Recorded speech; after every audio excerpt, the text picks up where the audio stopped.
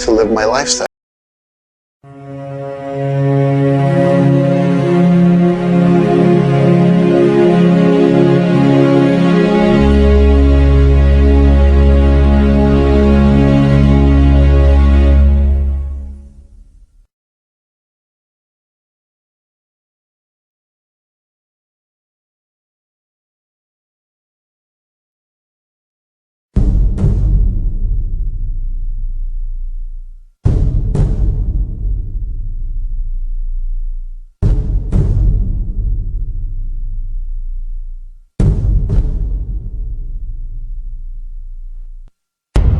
Something happened to me on a dark night in 1976. It was December 19th, a day that will change my life forever.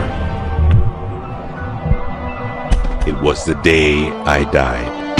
You were dead for 19 minutes. When I came back, I did not come back the same. How do you feel? I did not come back alone.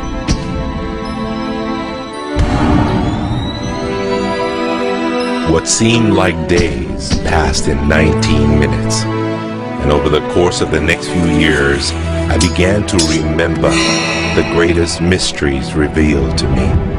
Anything is possible.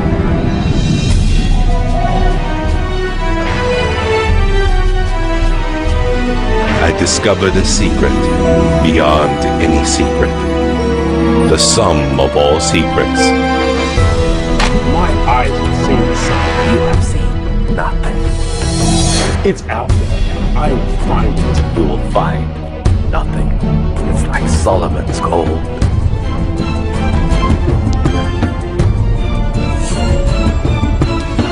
It was the key to Solomon's wisdom.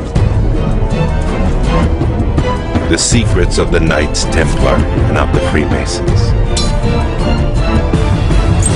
You must be stopped. Courage, my dear boy. Be strong, be brave.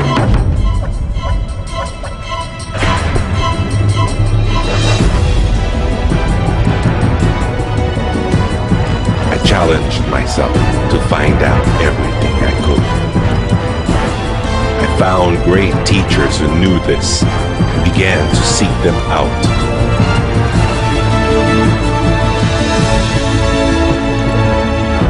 اسأل أؤمن واسمع. Ask, believe, and receive. I traveled the world, and the meta secret was revealed.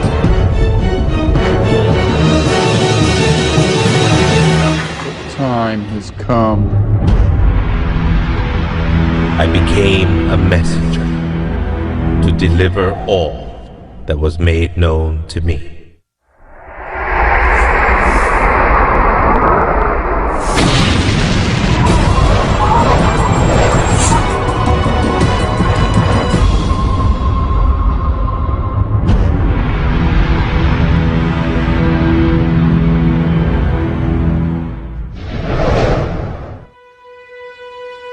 Hello there, I'm Bob Proctor.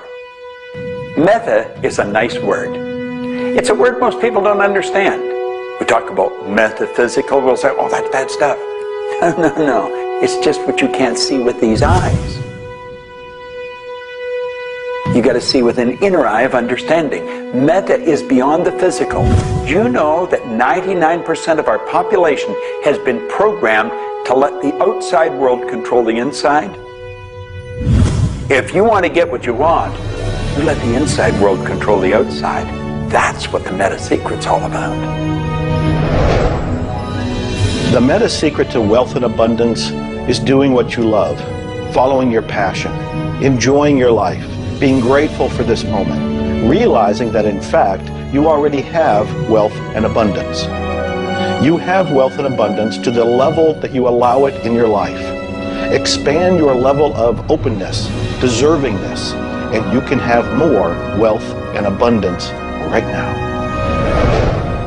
How do you become more wealthy? you become more grateful. Studies here in the U.S. show that grateful people earn more money and are better at innovation. So the first step to becoming more wealthy is become more grateful. Find the good in your world right now, and you'll take a first step to become more wealthy. The meta secret to wealth is knowing exactly what you want and then being willing to pay the price to get it. Most people think that wealth just comes out of having this impression in your mind that you're going to live an abundant life. And that's an important piece of it, but it's incomplete. If you look at the word attraction in the law of attraction, the last 6 letters spell action, A-C-T-I-O-N. One of my favorite words is satisfaction. We all want to have satisfaction. And again, in Latin, satis means enough. Enough action, satisfaction, enough action produces the result. You know, I've been very, very successful with the Chicken Soup for the Soul books, and everyone thinks, oh man, you were lucky, you had this great idea.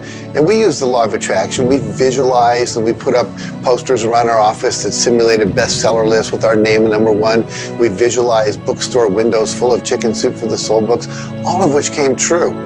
But there's a asking and a believing and a receiving, the 3 steps that I think of in the law of attraction. And the second part of believing is taking action.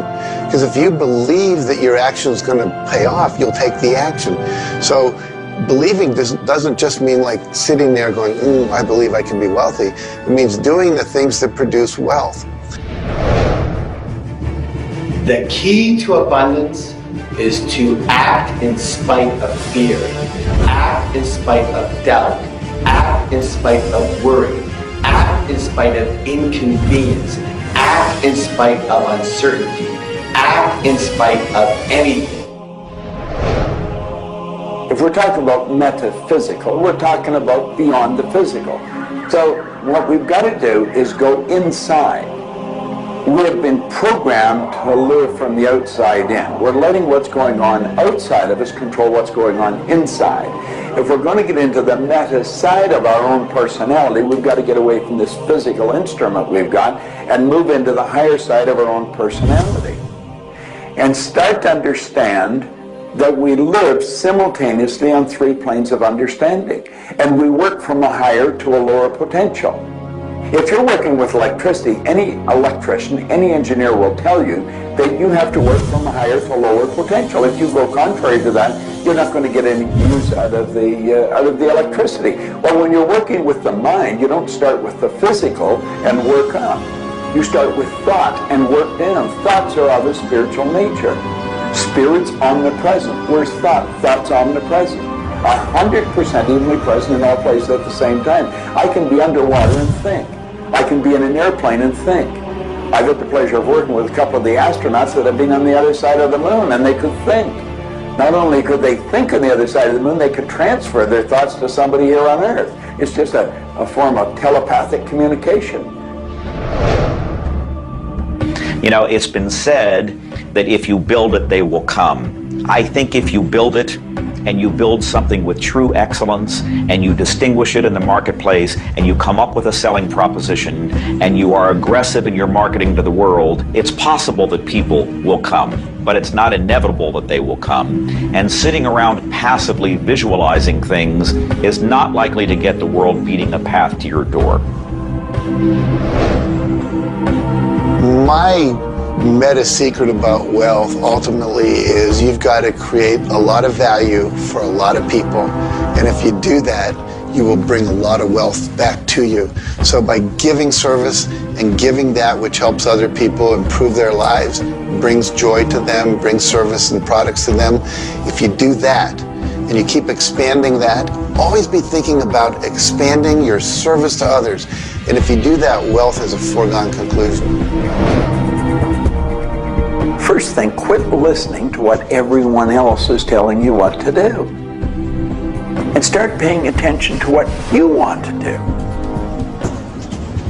You see, I can look back with my memory, and I can remember going and saying, Mom, Dad, or to the teacher, I want to do so-and-so. And they'd say, now, how are you going to do that? See, what they didn't understand is I didn't know how to do it. But Neither does anyone know how to do the things they want to do when they first think of it. You don't have to know how. You know, two young bicycle mechanics from Dayton, Ohio, in the United States of America, introduced us to a new kingdom. They were the first ones to fly in airplanes. The whole world believed that you couldn't do that. Anything heavier than air is attracted towards the center of the world. You can't fly. But they wanted to, and so they did. Well, clarity to me is a very different concept than I think a lot of people. The first thing I want to know is, what do you think you're trying to accomplish? The next thing I want to know is, why are you trying to accomplish it? The next thing I want to know is, if you accomplish it, what do you really think is going to happen in your life? A lot of people come to me and they say, I want to grow my business, because I work a lot in the business world, the entrepreneurial world. I teach a concept, achievement concept, a concept that is predicated on taking action and implementing, called optimization. Optimization is getting the highest and the best use and result and outcome of your time, your efforts, your emotion, your life, your relationships. But you can't begin, and this is where a lot of people, I think, really fall down. You can't begin to optimize until you take the time to observe, examine, and identify not all, but the scope of options and alternatives and other possibilities available to you, number one, to achieve the goal, and number two, as an alternative goal. Clarity is power. Just by being clear, you will automatically begin to magnetize things to you, to your life.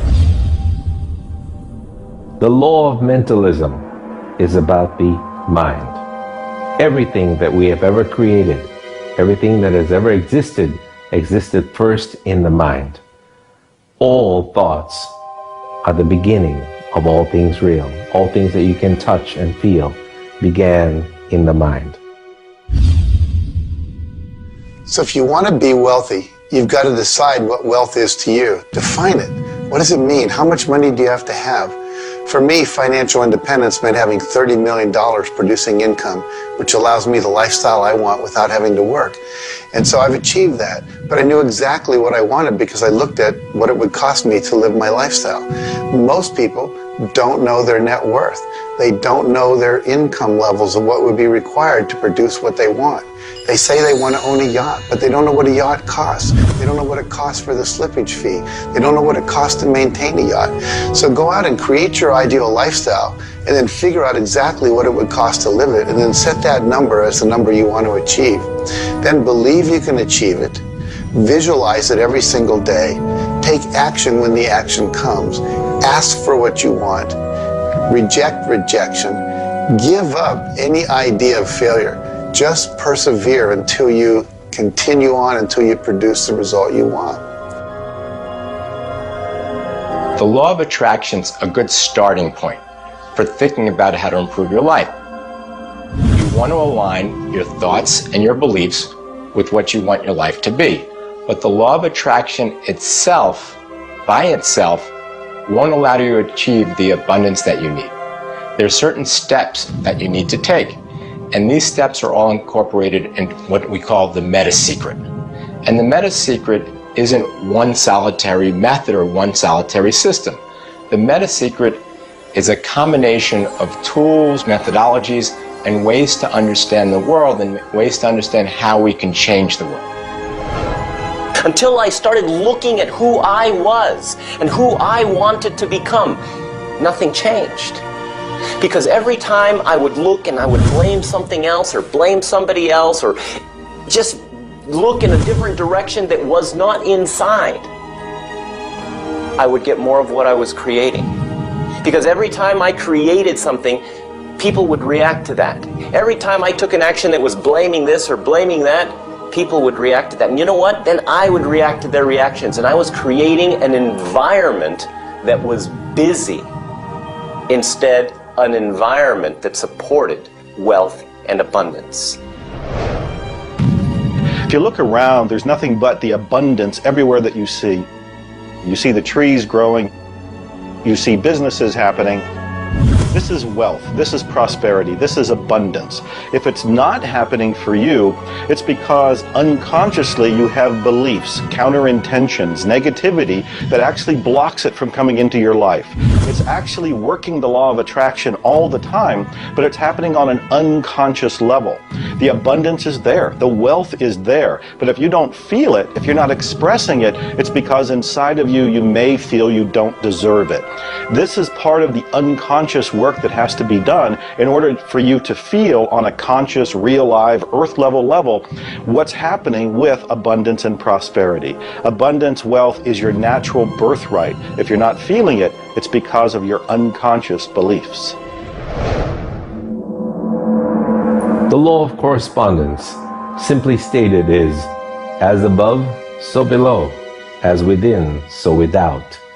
The law of correspondence is simply attesting to the fact that we are human creatures, physically present, but we have minds and we have spirits. So we exist in more than just one plane. We might even be multidimensional beings with multidimensional thoughts, and there may be more to you than just meets the eye. If you want to be wealthy on the outside, you first have to become wealthy on the inside. As above, so below. As within, so without. First, you have to become wealthy in your thoughts. Then you become wealthy in your outer expression of that. You have to have a wealthy attitude. You have to have a wealthy, abundant thought form about who you are and what's possible. And when you have that, it will start to manifest outside of you. If a person wants to take a quantum leap rather than incremental steps, they have to begin by understanding that they can do that. There's a marvelous little book. It's called U². Now think of what that means. If you square a number, you multiply the number by the number, don't you? Well, when you square, you multiply your potential by your potential. It's astronomical. I mean, you just go off the board. The man that wrote the book, Price Pritchett, he said, when you're looking at a quantum leap, he says it looks ridiculous, utterly. But in retrospect, it looks like a natural thing to happen. It was without effort. It's with ease. And that's what quantum leaps are. What you're really doing is getting rid of limitations in your mind, and you're letting your mind just take off and build a great big idea. And you start before you're ready. You defy what the masses are controlled by. You've got to move into a space all of your own. Understand you're working with an infinite power that's omnipresent. It's with you all the time. It's closer than your breath. And you get in harmony with that and just release all thoughts of limitation and make up your mind you're going to take and just compound your effectiveness. That's essentially what I did. I didn't know what I was doing at the time. I didn't understand quantum leap, but I took my income from $4,000 a year to $175,000 in a year. And then it went over $1 million. And I had no understanding of what happened. Now understand this. I had been raised to believe that if you don't have a good formal education, that you'd never be able to do what I did. If you don't have experience, you can never do what I did. I had 2 months high school and I had a bad work record. But my income went from $4,000 to over $1 million a year. Now you can do that. And the first step is understanding that you can do it.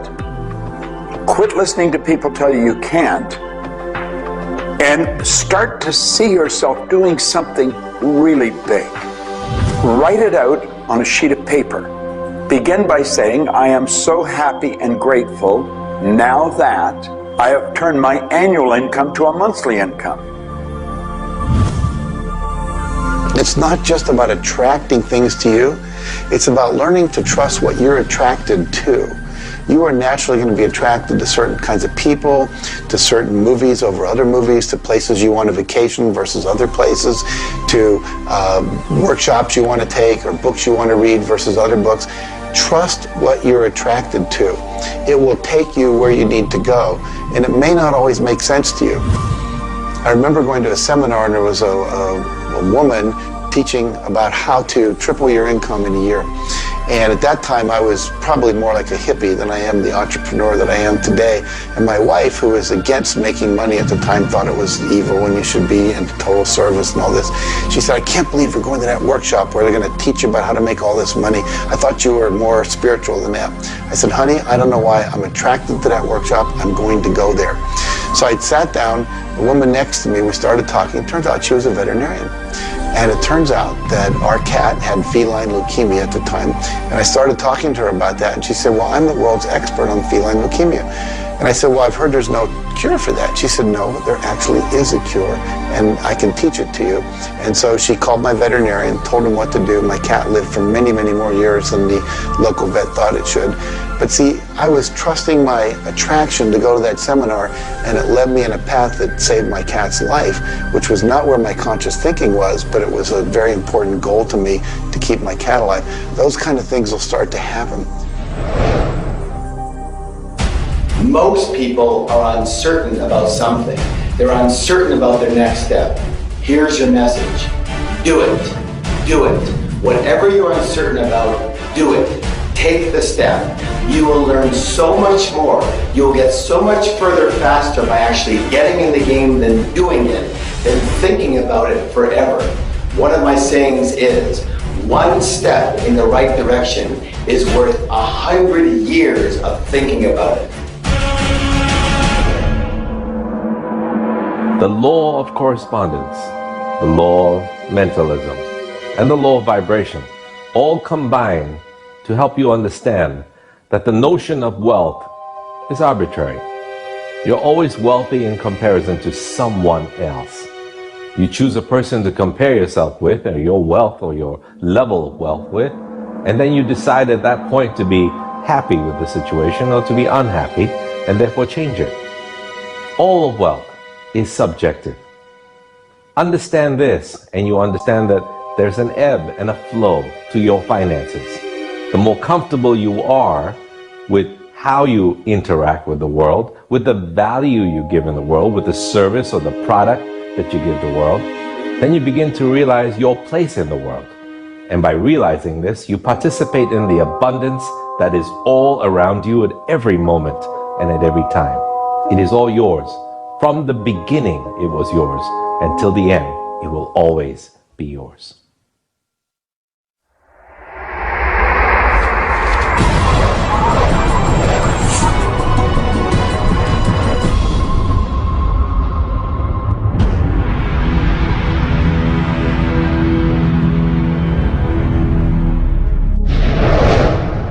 The meta secret to relationships is to know that the universe is giving you love right now. When you give love to the universe, when you give love to another, you will receive love in turn. Love is the essence and nature of relationship. Relationships are a two-way street. It's not just about taking and giving and receiving and getting what you want, but it's also about giving. I like to say that each person should take 100% responsibility for the quality of the relationship. Because if you take 50-50, whenever it's not working, it's going to be their 50%. So if you take 100% and act as if everything in the relationship, you're creating it, and when it isn't exactly what you want it to be, say, how am I creating that? Take that curiosity and use it as a tool. And when you get the answer like, oh, I'm not coming home on time, I'm not listening, I'm not doing this, then you have the opportunity to shift and do the thing that produces relationship. A friend of mine wrote a book called Making Relationships Work. And the idea is there is work in making the relationship work. So be willing to do the work. Give as much as you get. The more you give, the more will come back. To have a better relationship, with anyone in your life, first, you begin by having a relationship with yourself. Treat yourself the way you would your very dearest friend. Love yourself regardless of all the crazy shenanigans you pull. Believe me, I do this every day. So if you want a better relationship with someone else, love yourself. Relationships are part of what the universe is giving you as a gift.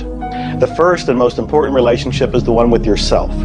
When you love yourself, you heal yourself. When you love yourself, you become a magnet that people want to hang around, and you begin to attract other people and new relationships. It's all based on love. It's all based on non-judgment. It's all based on total acceptance. The universe has a relationship with you right now, and the universe wants to give you more. Are you ready to accept it? The concept that I can't live without you is a tragic statement to me. The idea that I need somebody else to complete my life, I need somebody else or my life's not worthwhile is a very sad statement, and I think someone needs to take a good look at themselves when they say that. When you start to think that thought, stop for a second and realize life is full of stuff, and sometimes stuff is potholes, and sometimes stuff is bridges are out ahead, and sometimes there's a detour in life. I heard somebody once say that sometimes the most beautiful scenes in life are the ones we observe on a detour. Have you ever gone on a detour and realized that your life wouldn't have been the same if you hadn't taken that twist or that turn in your life? Next time stuff happens, take a look. Maybe there's something better right around the corner. The law of cause and effect tells us that there are no such thing as coincidences. Everything that happens in this world happens because of a reason. Someone, somewhere, created a cause. It may not be something you are aware of. It may not be something we can even begin to realize or see at this level. But at some level, someone, somewhere, or a group of people, or even us, may have created it. And so as a result, we see the effect. We see the effect around us. We see the effect everywhere on this planet. Everyone asks me, Jay, how in the world can I have a better, a happier, a richer, a more joyous relationship? And it's very simple. First thing is you got to slow down enough to be externally focused. It's all about them. The more interested and externally focused you are on the other person, the more extraordinary their experience will be, and the more naturally they'll reciprocate it. The second, and you're watching me, and I've got a serious side, and you know that, but you got to get in touch with your childlike sense of curiosity, of innocence. The third is you got to be in the here and now, and that's so trite and said so often, but being in the here and now means connecting deeply and being aware of what people are saying and looking at them and being responsive to their feedback and their mannerisms. And the last thing, and the easy thing, is to, again, as I said earlier, enjoy the process. We are so busy, so stressed in our life, trying to get from one thing to another, trying to multitask, that the greatest way to have wonderful relationships is to commit, not just the time, but your being, to being there, to connecting. For me, the meta secret to relationships is to be the person you're looking for. Whatever it is you're out there looking for, be that and give it away. If you're looking for someone who's loving and kind and compassionate and generous, you need to be loving, kind, and compassionate and generous. Whatever it is you want, you've got to be that and express that out into the universe. And whatever you express out is going to come back multiplied. The meta secret of relationships is for you to develop an identity that brings out the best in your partner and helping your partner to be the best that they can in order to bring out the best of who you are. Criticism seems to be a big problem. If you are really secure in yourself and somebody criticizes you, it isn't going to bother you. Now, if you're insecure and somebody criticizes you, it's really going to bother you. You see, 9 out of 10 times, the person that's criticizing you really wants to help you. They just haven't really learned how to communicate effectively. But let's not let somebody else's criticism or their way of helping us shake us. If we're solid in our own self and we really understand ourselves, then we can handle it and it won't be any problem. If criticism really rattles your chain or rattles your cage or really upsets you, it's not the criticism that upsets you. It's not the other person's opinion that upsets you. It's how you react to it. And you see, if you were really solid within yourself, you would respond to it. You would thank them for it and say, but I really don't choose to do that. Or you'd say, well, thank you, that's probably a good idea, I'll try it. But they're not going to knock you off track. So it goes back to have a good sound self-image, a good image of yourself. Maxwell Maltz wrote a beautiful book on that way back around 1960 called Psycho-Cybernetics. Psyche-Cybernetic. Cybernetic is the communication mechanism in our mind. It's the image that we hold of ourselves. It's like a life-governing device. Well, you've got an image of you just same as I have an image of me. And our image controls how we walk, how we talk, how we dress, how we meet and greet people. And it also controls how we handle criticism when it comes our way. And it will come your way, just same as it comes to me and everybody. We want to be solid in our own belief about who we are and what we are. Let's really get to know ourselves. And then, rather than react, let's respond. It doesn't matter how they approach, whether they're diplomatic and trying to help us or whether they're trying to find fault. It won't really make any difference. We will listen to what they have to say, listen to it, and then we'll either accept it or reject it, but it isn't going to affect the relationship with the other person one bit. There is masculine and feminine in everything. Nothing is entirely masculine, nor is it entirely feminine. We have different aspects of yin and yang, of harshness and softness, different aspects of masculinity and femininity in everything. If you take a look at life and see it all as a combination, see how we are always living in combination, then you begin to realize and to also appreciate the law of gender.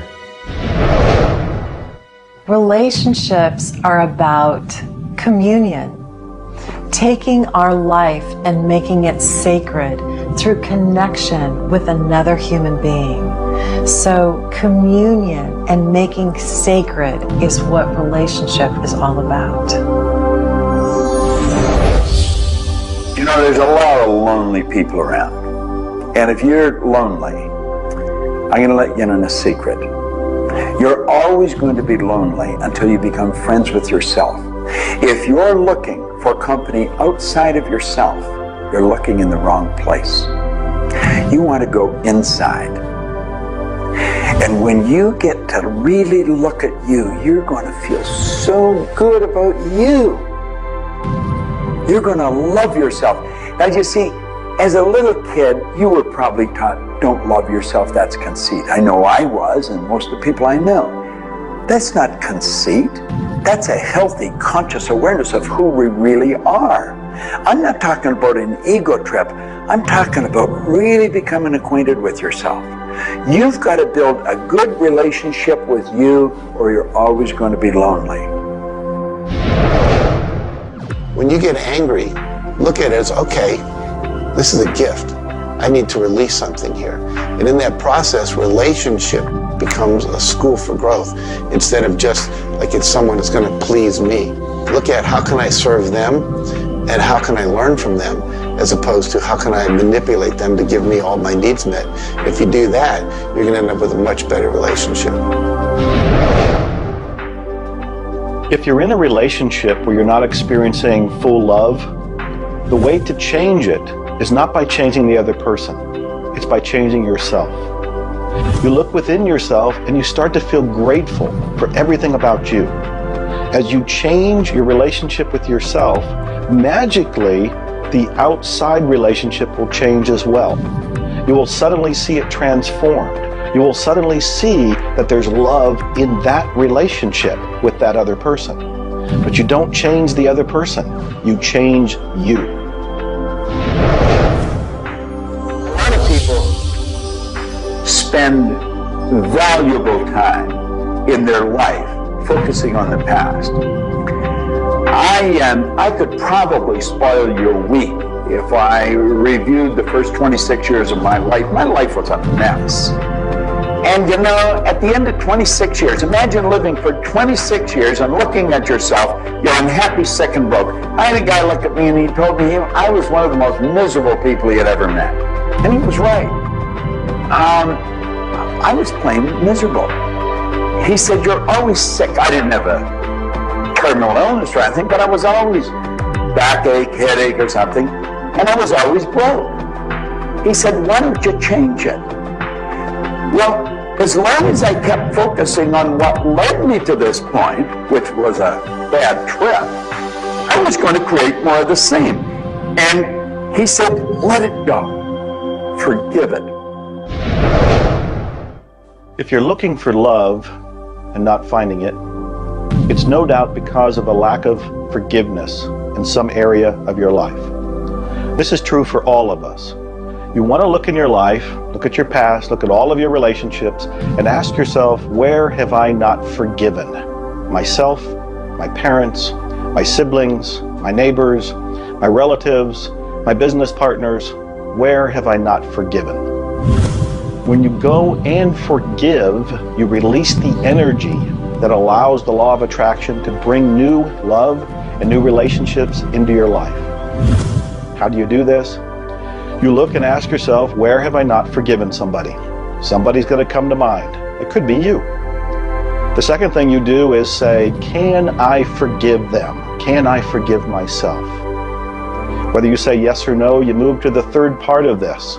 And you start to wonder, what made that person act the way they did at that point?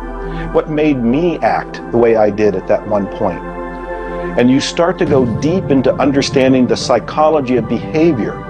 And you realize we're all doing the best we can, yourself included. At that point, when you can forgive yourself and you can forgive these other people, whoever it might be, for whatever may have occurred, when you forgive them, you release all of the energy that's been stuck psychically within your own mind and your body and your soul. And when that releases into the universe now has an open pathway to return to you new love, new relationships, new blessings. It all begins with forgiveness, and you can do that right now. When we talk about love, we're talking about the greatest word in the world. Leadership is a great word, but no word compares with love, because without love, you're dead. There's life in love. There's forgiveness in love. There's really everything. There's thankfulness in love. Now, the problem is learning where do we start, because we find sometimes in families there's no love. In marriages, there's no love. But we quit looking around and we start learning. It begins with me. And when we start learning, we're not too loving ourselves. And it begins with your learning. To me, you could say you're loving, but unfortunately, you love people you like. Love has to be unconditional, loving those you don't like. Now, in my case, when my wife married me, she said she loved me. I told her I loved her. But as soon as we got married, I would say, I love you. She said, well, why don't you act like it? I say, I do act like it. She says, you have a funny way of showing it. I say, well, I love you enough to die for you. She says, try living a little. And so I discovered, as loving as I was, I didn't fit her definition. The law of gender, the law of vibration, and the law of rhythm. All of these figure in relationships. You see, love is a dynamic. Any relationship is a dynamic. When you are actively relating, that's when it's alive.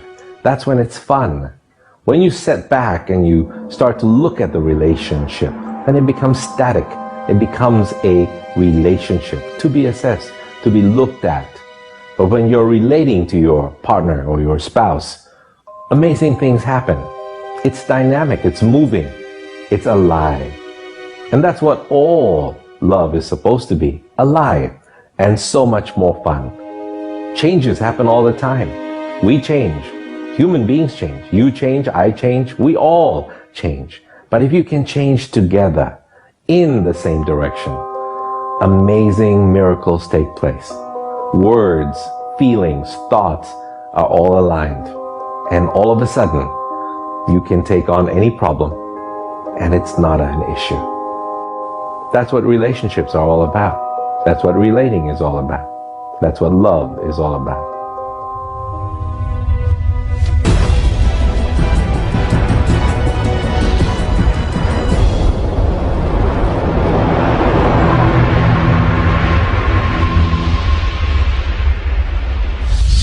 初めに言葉ありき、すなわち、クリエイターなるものは、やはり言葉、振動を用いて全てを設計されたんではないかと思うんですね。そして、その、振動の、設計図は非常に緻密なもので、美しい共鳴振動にあふれたものであったことでありましょう。もし、先ほどの実験をやったように、非共鳴、同士の組み合わせであるならば、それは破壊的なエネルギーとなって、命を形作られないからです。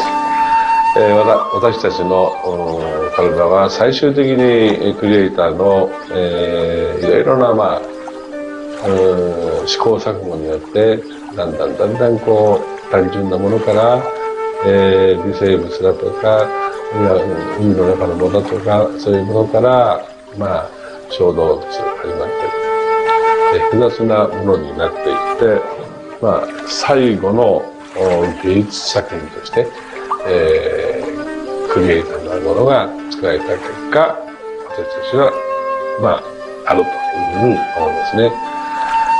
その本来の設計というものが、バランスの取れた振動の組み合わせというものが、何らかの要因によって崩れていくときに、私たちはストレスを持ち病気になっているんだというふうに考えています。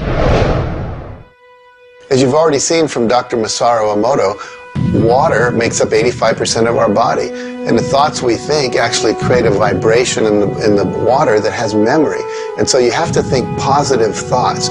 Again, we go back to forgiveness and letting go, thinking positive thoughts, expecting to be healthy, not listening to what people tell you, not taking in beliefs. I have been out in the sun my whole life. I've never gotten skin cancer, don't intend to get skin cancer, and when stuff comes on about it, I choose not to listen to it because I know that belief would affect me. So I believe that I am a person that my spiritual connection keeps me healthy. Also, though, I work on the level of the physiology of the body, the biochemistry. It makes sense to play at that level. I eat organic food. I drink healthy water that's not contaminated with chlorine and all the stuff they put in it, so I filter my water. I eat the right kinds of nutrients for my body. I've found out what I'm allergic to, and I've basically eliminated those from my diet. I exercise. So exercise and keeping my body toned. We want to have resistance exercise. We want endurance, which means we need to jog and do aerobics and things like that. And we need to have flexibility, things like yoga and Pilates. So we need a complete system to keep our body healthy. And then a detoxification, I think, is the part that most people don't do enough with. We are taking in so many toxins in the air we breathe. But if you will cleanse on a regular basis, I cleanse every Monday. I just do a cleansing diet where I just drink liquids and then I don't eat anything else, and my liver has a chance to get rid of all the toxins that are in my body. I want you to understand that you have a marvelous mind and you can do anything with it, and don't ever listen to anybody that tells you you can't. You want to start to look at yourself not as a body or as a name. Like, I'm not Bob Proctor. Bob and Proctor are just two words. You've never heard anybody phone into school and say, body's not coming today, it's sick. Never hear anyone say, hand, it's my hand, my body, my name. Well, you see, there's something wonderful about you and something wonderful about me, and it's the same thing. We have a marvelous mind. We're creative beings. Talk to your body. You're not a body, you live in a body. Now, this may sound silly because maybe nobody's ever said this to you before, but go around just repeating maybe 1,000 times to yourself, I'm not a body, I live in a body. I'm not a body, I live in a body. I'm not a body, I live in a body. Then start telling your body to relax. The meta secret to great health is to feel good now. You do that with good thoughts, you do that with good food, you do that with plenty of sleep, you do that by doing what you love. That's the meta secret to great health. The meta secret to health is to honor your body. Listen to your body. Are you tired? Are you hungry? Are you thirsty? Do you need time to play? Have greater health. Honor your body. Health. Not just physical health, not just eating the right things and getting exercise, but let's talk about emotional health.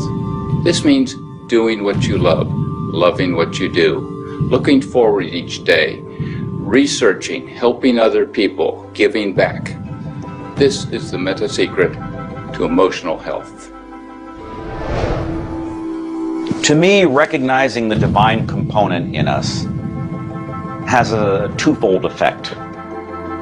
On the one hand, it's incredibly humbling, because how many of us really live up to being godly? How many of us really maximize the God-given talents that we're given? How many of us really live lives of fulfilled potential? So on the one hand, it's kind of intimidating, but on the other hand, it's very inspiring.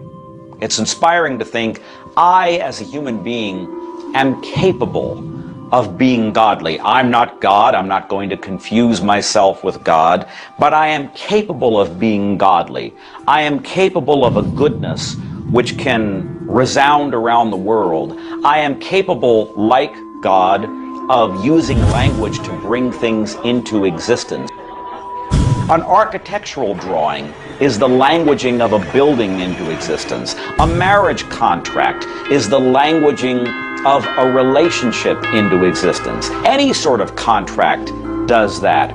A novel creates a world that may be more real to us than the so-called real world that we are living in. And being godly is both an obligation, which frankly I feel I fall vastly short of, but also an incredibly inspiring opportunity. And the ancient traditions, not only the one that I come from, but really all of them, teach us this. The law of rhythm is the very fabric of life itself. Rhythm is everywhere. Things are born and things die. We move into a season and we move out of a season. We go within and we go without. We change. Rhythms flow in our emotions as well. You cannot always be feeling happy. Sometimes you'll feel sad, you'll feel down, and then you'll come out of it. Whatever goes up must come down. You've heard the language. Rhythm is exactly that. And the minute you begin to realize that all of life is all about the law of rhythm, then you can flow easily in bad times and then have more fun in happy times. When you start to expect rhythms, know that if you're happy in one direction, you can also be unhappy in the other direction. The law of rhythm surrounds us, works with us, and if you master it, there's nothing you can't do. The meta secret to health and having amazing energy is the ability to look at your world from a perspective that, hey, things aren't always going to go your way, but you know what? As long as you always do your best, as long as you are focused on what you achieve and what you're trying to accomplish, that it's all going to work out. I think one of the most important keys is to recognize in life just about all the limitations that we have are self-imposed. To realize that is the greatest breakout, the greatest. I talk about staging jailbreaks in your life, breaking out of the mental prisons, getting over the walls of the self-imposed impossibilities in life. And it is remarkable what happens when you realize, take a look at what really is holding you back. And very often, almost all the time, it's you. It's you. The power lies within you. See, humor is good. It really is. I don't really understand what it does to you, but I know it does something to your brain. Norman Cousins, who's gone now, but lived a long and very, very effective life. And he had been diagnosed with a disease, and it was killing him. He was literally dying. And one day he got thinking to himself, if sadness and sickness are hooked together, then happiness and health must be hooked together. And so he had people bring in old movie films of Laurel and Hardy and all kinds of different old actors, funny stories. And he started to play them. They made him move out of the hospital. So he rented a suite of rooms in a hotel. And he had these movies playing all the time. And he was laughing, a real belly laugh. And he got better. Now I think you know when you're laughing, you're feeling good. Start to laugh at yourself. When you make a mistake, laugh at yourself. Don't get serious with yourself. It plays a very, very important role in a healthy, relaxed life. If you want to study it further, get into some of Norman Cousins' material, and he'll explain exactly what it does to the brain that controls the vibration of the body. Start laughing a little more. Have fun. The mind can't be all it is designed to be without the body being everything it was designed to be. But we basically thwart both. Or you can have a great relationship. You can have a great financial situation. You can have a great family relationship. And the big problem in our society, certainly in Western society, people don't exercise, 92% of people don't exercise, they don't eat nutritious things, they don't complement to compensate. It's very simple. And if you break it down to the little steps like eating an elephant, you'll have the most rich, satisfying, fulfilling, gratifying, liberating life, but you got to balance it. Health is all up here. All I know is right now. I don't have a voice. I don't have good sight. I don't have a hearing. My strength is going. However, I have never been more excited and thankful in my whole life. The law of vibration simply states that everything is in motion. Nothing stays static. At some level, even though something may appear as if it's not moving, its molecules are moving, its atoms are moving. Everything vibrates. Not just your thoughts, everything. Now I do understand that disease cannot stay in a healthy vibration. It just cannot.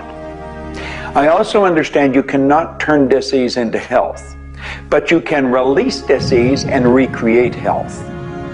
You see, your body is changing at the rate of millions of cells every second. And it's the thought patterns that you hold in your mind that control the vibratory rate of the body. Your brain is an electronic switching station. There's all kinds of material written on thought, on attitude, and on health. And I do know this. If you are suffering from a physical disease, quit talking about it, quit thinking about it. Go to a very competent medical doctor and follow that person's advice, because he or she will tell you what to do physically, but at the same time, instantly begin visualizing every molecule of your being in a harmony with the law of vibration. Now, I would have an affirmation that I would repeat. I am so happy and grateful now that every molecule of my being is vibrating in perfect harmony with God's laws. My body is getting healthier and stronger and more vibrant every minute of every day. And repeat that. Treat it like a mantra. I can't predict what's going to happen for you personally, but I do know that hundreds of people, if not thousands of people, have experienced healings and cures by beginning to change their thoughts about what's going on in their body. In my book, The Attractor Factor, I talk about a person who had cancer. She experienced the idea of forgiving everybody and everything in her life, and she went through the process of doing that working with a coach. She then went back into the doctor's office. They opened her for surgery, and there was no cancer. It was gone. By forgiving everybody in her life, including herself, she transformed her body. She reached this place of healing and this place of peace. And as a result, she experienced a cure. If you're finding yourself sitting here watching this and you're ill, you've got a chronic condition, you're sick, what you need to do is a couple of things. Number one, you need to first work on your attitude. You need to believe you can get healthy. You need to not believe anyone who tells you you're going to die, or it's terminal, or it's going to take a long time. Literally, we know that we can get rid of a disease in minutes, in literally minutes. I had a cold once, and a person literally did an exercise with me. My nose dried up, my fever went away, the achiness went away in 5 minutes. So we know the power of the mind. We know that you have to forgive and release. So much work now being done on cancer, where we know there's resentment, and different forms of resentment will come into different forms of cancer in the body. So it's critical to get yourself aligned with spirit. When you are aligned with spirit through meditation, through doing the things that bring you joy, through doing the things that align you, and you know what that is for you. It could be singing, it could be walking in nature, it could be petting your cat. When you move into that state, healing naturally takes place through you. There's this innate, natural healing ability that's always working to heal you if you get you out of the way. By you, I mean your ego mind, your beliefs, your fears, your doubts, all of that stuff, all of the resentments you've held that you haven't released, that will keep you sick. So you've got to do some kind of work to get into a spiritual alignment and to release the negativity. Emotional pain is very real.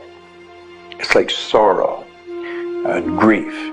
Like grief comes in waves. It just sort of overcomes you and then sort of fades away. You could have experienced some traumatic situation.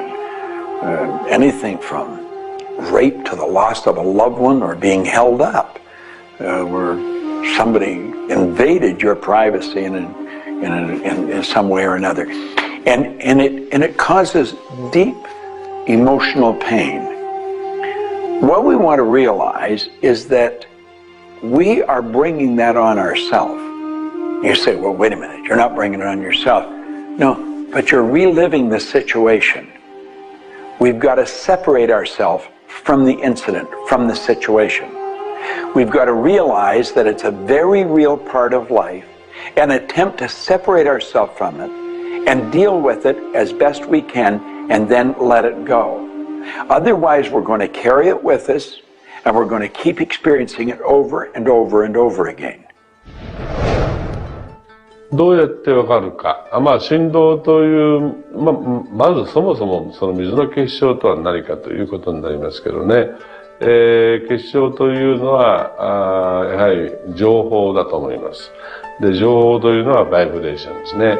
で、バイブレーションのデザイン家が、雪の結晶あるいはある種の氷結結晶という形になって現れてきていると思いますが、やはりその我々がなんで、美しいとか醜いだとかそういうような認識能力があるのか、あるいはそれだけには全人類本当に、一緒の価値観を僕は持っていると思いますが、それはもうやはりクリエイターがそのように設計されて、いるからだと思うんですね。それが崩れちゃったらもうこれはもう本当にどうしようもないんだけど、その美醜というのが我々の美しさ、ごめんなさい、バイブレーションの健全さということにつながっていると思います。水は神が自分の意識あるいは意図をまんべんなくこの宇宙に伝えるためのキャリアとして、作られたものだと思いますね。ですから水が別の言葉で言うならば神の、一種のメッセンジャーということになると思いますね。それの形が大げさに言えば結晶という形で表されていると。で、神にとって、ふさわしくないなと思うような現象については、水はやはり結晶的にノー、良いものはイエスという判断を示すというふうになっていると思うので、それがなぜできるのかということだというと、これはまた僕にとっては来世の研究課題かもしれません。Stress is caused, in my opinion, when we take our power and give it to the problem. We want to maintain the power. I'm in control of me. The power is going to stay with me. I am not going to let the condition, the circumstance, or the challenge that I may be facing control me. You can make a decision right now that you are going to maintain your power and you're going to let everything outside stay outside, and you know that when you're in a totally relaxed state, the solution to problems come. Quit getting involved in these sophisticated stress management deals. Release the stress. Let it go. You're in charge of your body. Just say peace, be still. Visualize a beautiful lavender energy flowing right into the crown of your head and circulating right through your body. And then start to imagine every molecule of your body vibrating in perfect harmony with God's laws. You're totally relaxed. You're in charge of yourself. There is no stress where there's relaxation. Be calm, peace, be still. Don't even use that word anymore. Get rid of it. Release it. The laws of cause and effect, of rhythm and polarity, come into play when we talk about your health. Your body is an amazing symphony. Amazing miracles taking place on every part of your body. And what holds it together are fields of force that we cannot even begin to understand. Every day, your cells are renewing until you have new organs generated all the time. And your body and your cells are repairing themselves even as they remove toxins from your body. I can't help to wonder sometimes if you gave that entire symphony a wonderful environment filled with fields of happiness and radiant joy and vitality, how that growing, renewing process might work a little bit better, sort of like happy children in a playground.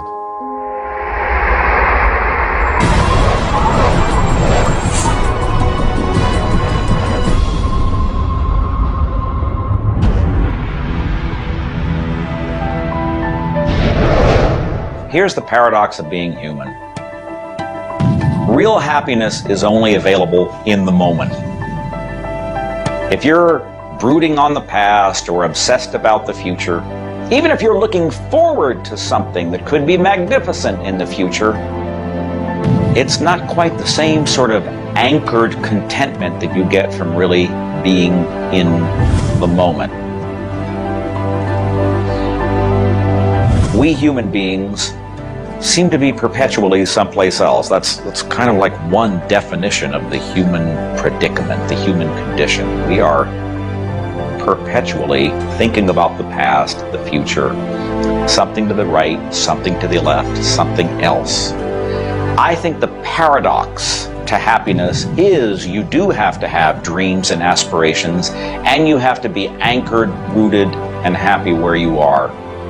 Not always easy to do, but I keep trying. Happiness is a point of view. Am I happy? Yeah, I think I am. How can somebody always be sad? Of course we're sad when we lose somebody that we love, or that when the project we're working on so long doesn't work out. Temporary sadness is a very human condition. How can you be happy? Maybe by finding things to do that make you happy. You see, if you're miserable, your mind is focused on the past. There's a method concept. Get you over any miserable concept in a heartbeat. Focus on right now. See, you're miserable because of something that happened that you didn't want to happen, or something she said or he said or they did. Forget it. It's in the past. And quit worrying about the future. Have you any idea the number of electrical charges must fly through your body for the simple object of writing your name? See, your brain is an electronic switching station, and you've got one. And you can activate brain cells. You can set up any vibration you want. If it's a negative vibration, you're going to be unhappy. If it's a positive one, you're going to be happy. Every brain cell is a positive and a negative pole. Everything that you look at is going to be impregnated into cells in your brain. Now, you're either going to look at the positive or the negative side of it. What side do you want to live in? I choose to look at the good side of a situation. Put yourself in a good vibration. Think of the blood in your body. Do you know it circulates through hundreds of miles of passageway every 33 seconds? It carries all the food in and all the garbage out. You got more power in your little finger than you need to light up your home for the year. There's about 11 million kilowatt hours per pound of potential energy locked up in your body. And you're probably saying, I haven't got any energy. That's because you're miserable. Get out of it. Get over it. Focus on now. One of the most important things you need to do in your life is discover your life purpose. I believe that everybody is born with an individual and unique purpose. And when you are doing your life purpose, when you're living it, expressing it, fulfilling it, you're happy. And so many people have talked about joy being your guidance system, that when you're off purpose, you're not happy, you're not joyful. And so this joy, this inner experience of happiness and joy is a way of saying, oh, I'm on course, I'm doing the things I'm supposed to do. Stephen Covey said, you know, you don't want to get to the end of life and get to the top of the ladder and find out the ladder was leaning against the wrong building. You can be very, very successful. And we see people with all the cars and the toys and the money and the society recognition and so forth, but they're not happy because they're not fulfilling their purpose. Think about it like this. A rose has to be a rose. A chrysanthemum has to be a chrysanthemum. A geranium has to be a geranium. And yet we as people have been given choice. The choice to pursue any number of things and do whatever we want to do. But unfortunately, most of us have been talked out of our purpose. If you want to be happy, come back into this moment and do what you love in this moment. You should absolutely work toward improving your life, improving the world, improving your relationships, improving your finances. Every sort of conceivable improvement at a micro or macro level should indeed be your agenda. But if you are not happy with things the way they are, then your happiness is perpetually on hold pending a condition that doesn't exist yet. If you do that, you will never be happy. You have to realize that the point of power in your life is in this moment. People think about the future and they throw their power into the future. There is no future. When it gets here, it's called now. It's called this moment. People think about the past and they throw their power into the past. But there is no past. It's gone. When you think about the past, you think about it in this moment. This moment is all there is. And you can be happy in this moment. When you are, everything is taken care of. All is well. Happiness and achieving happiness is a process. It's not something you achieve right now and you're done and you have your happiness. It's something that you're constantly attaining and re-attaining through life. And the way to do that is to really understand what brings contentment in your life and to achieve that. And one of the key things to remember in terms of happiness is that part of this process is sharing happiness with other people. The more we share happiness and the more we teach other people how to bring happiness and fulfillment in their life, the more we'll be happy and fulfilled. So continue with your journey of greater fulfillment and you'll have more happiness in your life. The law of polarity is about dualism. Everything exists in relation to something else. There is no person that's entirely good. There is no person that's entirely bad. There is no entirely hot or entirely cold. It's always hot in relation to something else that's colder. It's always colder in relation to something else that is hotter. We move in directions as opposed to moving in a static field. We always move from one place to another, from one thing that's more pleasant to something that's less pleasant, or something that's unpleasant to something that's more pleasant. There is a movement, and this movement exists because of polarity. Happiness is what you want, and happiness you can have right now. Why aren't you feeling happy? Why isn't anybody feeling happy? Because psychologically they use unhappiness as a motivator. They think by being unhappy, angry, desperate, frustrated, whatever the feeling might be that's not happiness, that it will whip them forward. It'll make them take action. And it's something that actually shoots themselves in the foot. Because when you are happy now, which is available to you right now, you know what your choices are. You can see what your decisions are to be, and you can more clearly decide on what to do next. It comes into really understanding something about ourselves. We should start at a very early age, and we should ask ourselves, who am I? You know, what really makes me tick? And get to know ourselves. We're in a hurry to get a car, or build a business, or buy a house. We should introduce ourselves to ourselves. School hasn't done it. Our parents aren't doing it. You go to work for somebody, they're not going to do it. So if you don't do it for yourself, you're not going to do it. This deals between you and yourself. Pogo said, we have seen the enemy, they are us.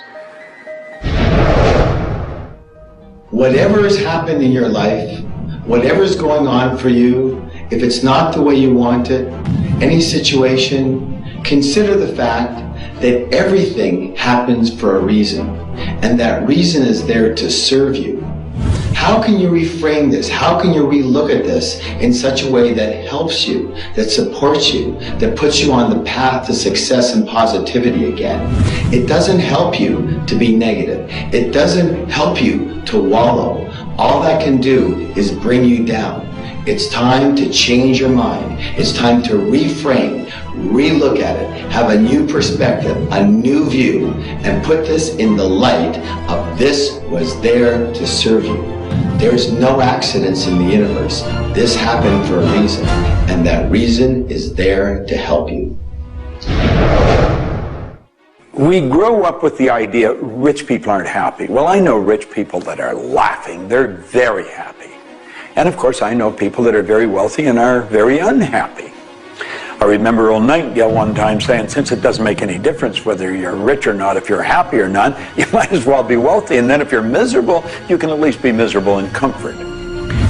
We've got to understand that all the money in the world is available to us, but we have to earn it. Now, that does not mean we should work. This is where the meta secret really comes into play. Working happens to be the very worst way to earn money. We should work for satisfaction. People should go to work at what they love doing. When we think of work, What we're really talking about is how we spend our days. Work has probably a bad energy attached to it. We should spend our days doing what we absolutely love to do.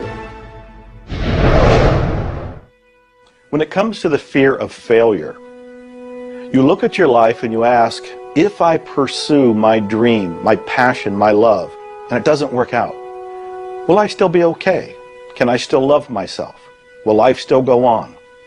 When you realize that the answer is yes, you remove the fear of failure.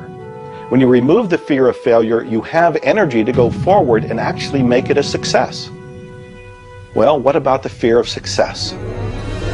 When you are successful, you can make a difference in the world. If you really want the world to be a happy, prosperous place, contribute a happy, prosperous person to it. You. The meta secret to happiness is that there is perfection in imperfection. That when we accept our environment for what it is and the people around us for who they are, we can make a big difference. Happiness. What makes you happy? Everyone is not the same. For me, it's research. I love researching and writing and putting multimedia programs together. And this allows me to do something else that I love, traveling the world. I travel more than 6,000 miles, that's 9,000 kilometers, every week. I've been to more than 52 countries. I board an airplane every 2.5 days. I've been around the world more than 16 times in just a couple of years. I enjoy that. Meeting new people, meeting new audiences, helping people. What makes you happy? That's what makes me happy. A key component to lift yourself out of depression is human connection. Go connect with another human being. Another powerful tool is movement. And a third is laughter. Go play and have some fun and watch your spirits begin to lift. The meta secret of life is to realize that the journey is the thing. I believe the first thing a person should do is establish a purpose. Why are you even here? Why do you get out of bed in the morning? Why are you living? I honestly believe every one of us are hardwired to do something. So how do you decide on your purpose? You decide on it by asking yourself, what do I really love doing? So you have your purpose. This is what you're going to do with the rest of your life. And then you build a vision. Then your goal is taking a bite out of that vision. Now, when you do that properly, you're going to love what you do. When you wake up in the morning, you can't wait to get going. And you're going to be doing it until you go to bed at night. Therefore, all of your day, all of your hours are filled doing with what you love to do. That's called living. Everything else is dying. See, there's a basic law of life. It says create or disintegrate. You're growing or dying. Find out what you love. Dedicate your life to it. Most of us, when we approach happiness, are looking for someone out there to make us happy, some event to occur, and then we'll be happy. If I get to the retirement stage, if I get my car, if my wife is nice to me, if my son comes home on time, then I'll be happy. The truth is, happiness is an inside job. It's a choice. When I have an expectation on how someone else should be, I've given my power over to them. What I want to do is simply learn how to create joy and happiness inside myself. And we can do that in numerous ways, by doing the things we love, by focusing on the good qualities in ourselves, by choosing to focus on the good qualities in others instead of being judgmental. Once we realize that happiness is an inside job, and I get to be as happy as I choose to be, not as happy as other people make me, the reality is I can move into a state of pretty much constant joy and bliss. Stuff happens. Life happens. And then You get to choose. Look, you have a mission to do. You have to find meaning in your life, and you have to share it with others. There's a whole world out there that is suffering, that is in survival. They are grieving and they are hurting. You and I can make a difference. You begin right now by looking at your life, no matter what's going on in your life right now, and you find the good in it, the positive in it, the growth-oriented reasons for whatever it happens to be. You find the good in it, and whatever is happening, you turn it into something positive. You turn it into something good, and you go and share it with the world. You will become an inspiration to others. People model other people's behavior, and that's how the world changes. You be that inspiration for success. You be the model for change. You be that person that has meaning in their life, and you will give meaning to yourself and others. It all begins with you. You have always had, you have at this moment, you will always have in the future, the power to achieve, to accomplish, to have anything and everything you want in the terms of monetary wealth, prosperity, in terms of health, in terms of happiness, relationships. However, it will never, ever occur until and unless and until after you first are clear on the specific goals. Number two, you are very clear on the action steps. Operative word is action steps you have to take. Number three, you have an action step-based plan, a strategy, and the steps are just the tactics. You implement it in a timely, regular, scheduled way.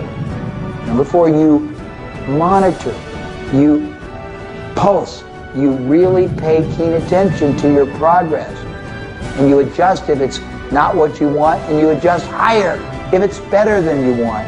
And number five, you focus on other people's benefit. You don't be self-consumed. You do those five things, the world really is your oyster. You know, you find people that are quite comfortable with what's termed uncertainty.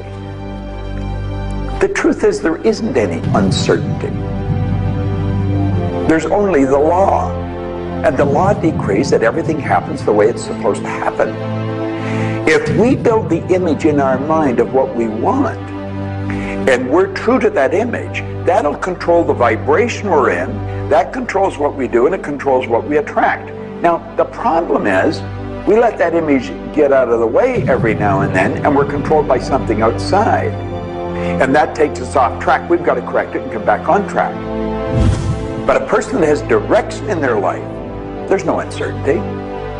There's only good stuff coming. It's stuff that's going to cause the image in our mind to move into form.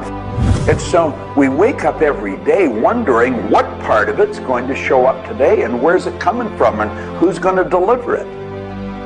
Every day holds something really good for us. Alfred Adler, the great psychologist, said, "I am grateful to the idea that has used me." I love that. Get a big idea and understand that you're going to see it move into form, and that's just as certain as the night following the day, because that's governed by law too. The laws of correspondence, of vibration, polarity, and rhythm come into play when you talk about the meaning of life and happiness. We make our happiness dependent on what other people can do for us instead of what we can do for ourselves. You know, there's a concept they don't teach you in school. It's called enough. Sometimes what is enough for one person may not be that way for somebody else, and we want more. And when you want more, you're setting yourself up for disappointment, because not always will you get more. Sometimes you do, but it's not all the time. I don't know who told us on this planet that everything is going to go our way. Sometimes things will go your way, sometimes they won't. We've got to learn to accept this. That's the rhythm and the flow of life. All of life is filled with possibilities. And when you see possibilities, well, it allows you to accept failures as not final. Failures are learning lessons. The American Indians, the Hopi Indians in the Southwest, well, they have a belief. Every day they wake up and pray to the Great Spirit, and they say, "Oh, Great Spirit, allow us today, this day, to make 20 mistakes." You see, they believe that by making mistakes, by failing, you actually learn more. You add to this wonderful fountain of wisdom that is called you over a period of time. And if you don't fail, they say, you don't learn anything. So how many times have you failed? I know I have failed a lot. But over the course of the years, I also knew something that was different. And that was that I was responsible for my own happiness. I knew that there was laughter everywhere, but I also knew that if I wanted to participate, that laughter has to come from inside, not from outside. And that's the nature of spirit, and that's the nature of who you are, and that's the meta secret to everything possible. This is our home. We have nowhere else to go. Earth gives us everything we need to celebrate life. Everything you do will either hurt or heal our planet.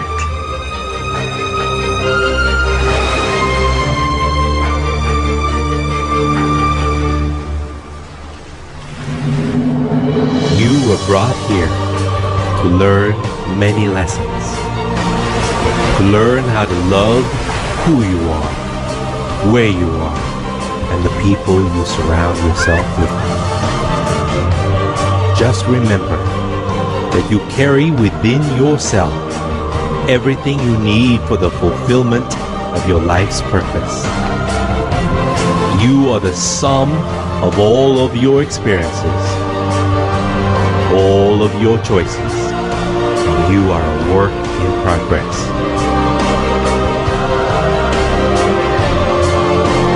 You deserve more happiness, more love, more joy, more abundance, and especially more fun. Life was never meant to be a struggle. You were meant to participate in this grand miracle called life. And as you begin to look all around you, start now to taste, smell, hear, and touch with your heart the abundance that surrounds you. You are indeed spectacular beings of light.